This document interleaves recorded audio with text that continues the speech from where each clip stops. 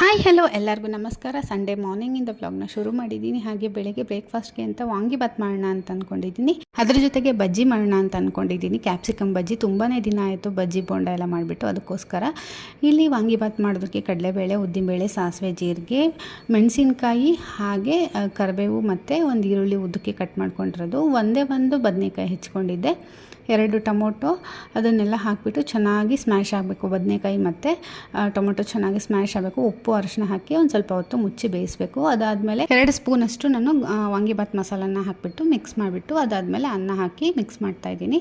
So vangibath ready ಆಯಿತು. ಹಾಗೆ breakfast ಕೂಡ ಆಯಿತು. ಮಧ್ಯಾಹ್ನ ಊಟಕ್ಕೆ ಕಾಳು ಸಾಂಬಾರು, ಹಾಗೆ ರೊಟ್ಟಿ ಮಾಡಿದ್ದೆ. ಹಾಗೆ ರೂಮ್ಗೆ ಬ್ಲೈಂಡ್ಸ್ ಹಾಕ್ಸ್ಬೇಕಿತ್ತು. ಬ್ಲೈಂಡ್ಸ್ನ ಬುಕ್ ಮಾಡಿಬಿಟ್ಟು, ಅದಾದಮೇಲೆ ಟ್ರೆಂಡ್ಸಲ್ಲಿ ಆಫರ್ ಇತ್ತು, ಡ್ರೆಸ್ಗಳನ್ನೆಲ್ಲ ತೊಗೊಂಡೆ. ಏನು ಆಫರು ಅಂತ ಹೇಳ್ತೀನಿ ವಿಡಿಯೋದಲ್ಲಿ, ವೆಯ್ಟ್ ಮಾಡ್ತಾಯಿರಿ. ಪೂರ್ತಿ ವಿಡಿಯೋ ಅಪ್ಲೋಡ್ ಮಾಡ್ತೀನಿ.